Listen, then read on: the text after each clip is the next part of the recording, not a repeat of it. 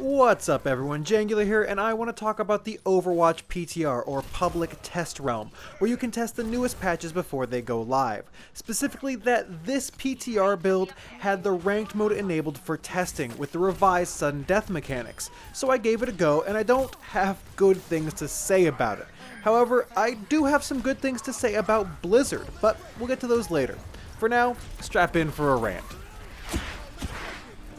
To me, the ranked mode is absolutely essential to the longevity of this game. Without it, the game would slowly decline as players felt less and less rewarded for their play with nothing to strive towards. So it's imperative that they implement ranked properly. Now, I don't want to completely bash the work they've done because there are some good elements. I really like the pregame screen that shows the skill levels of each player along with who's in pre-made groups and who isn't. Those are nice touches, and it's things like that I appreciate. However, all the good is overshadowed for me personally by the horrible sudden death mechanics. Right now, if you're playing on an assault, hybrid, or escort map, then it is possible for your game to end in a tie and send you to sudden death. A tie is essentially any time both teams have completed the same number of objectives on a given map. When this happens, a coin flip occurs behind the scenes and your team is randomly placed on either attack or defense, and a single 2-minute round is played, generally for the first objective of the map, and that single 2-minute round decides the entire match outcome. And it really tends to boil down to just one team fight in practice, which feels so unrewarding. I never leave those matches feeling happy or feeling satisfied, regardless of whether I win or lose. Hold on. I just need to emphasize this to all of you. Say your team is on the attacking side, and you absolutely obliterate the defending team. I mean, you finish as quick as possible. Then you switch sides, and that other team takes the longest amount of time to finish that map. You force them to overtime at every objective, and they just barely squeak out a finish to that map. The disparity between those two finishes is completely irrelevant. None of it matters, doesn't decide anything. All it means is you get sent to sudden death for 2 minutes where anything can happen. Are you f***ing kidding me? Maybe this is just me, but it feels terribly unrewarding to win this way, and infuriating to lose this way. I understand there has to be a way to settle draws, but there has to be a better way, and there is a way that Blizzard refused to utilize.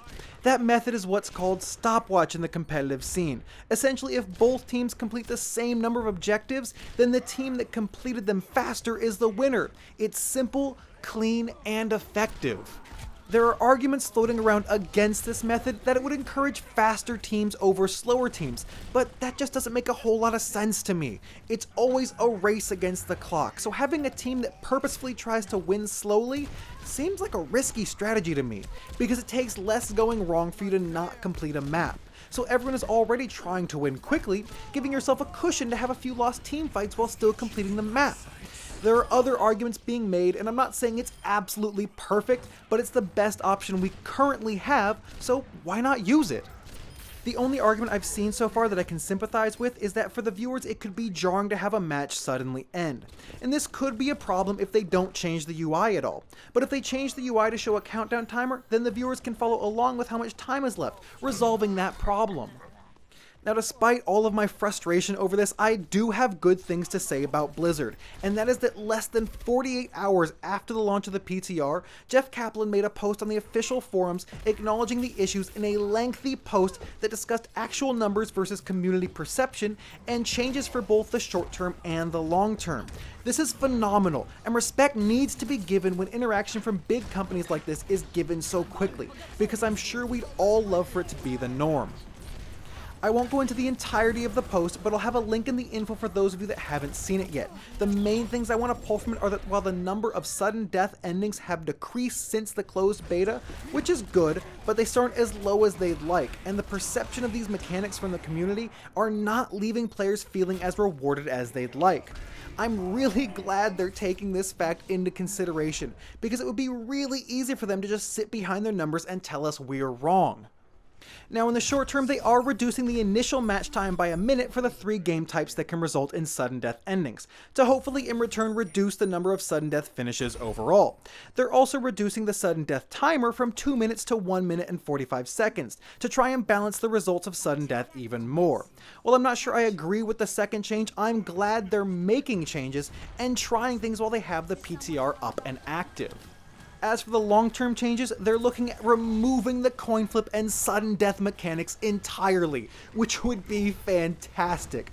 However, these changes will take much more time to implement, so we'll have the current format rules for at least the first season of Ranked, which is unfortunate, but I'll take a few months of working out the kinks to get the game in a better place, rather than seeing it left as it is. So while I was incredibly frustrated the first day and a half of the PTR, I'm actually somewhat optimistic about where the ranked format will end up now, because it seems like Blizzard is putting a lot into the fine-tuning for this game, and I hope that continues well past the initial few seasons. There are some other things I have concerns about, such as the contested mechanic on King of the Hill maps, but that's a discussion for another time. These are just my thoughts on Ranked Overwatch. I'd love to hear yours. Let me know, do you agree with these thoughts, or are yours different? If they are, why are they different? And if you're new to the channel and enjoyed this video, feel free to hit that subscribe button for more in the future. As always, thank you so much for watching. I'm Jangular, and I'll see you next time on AoE.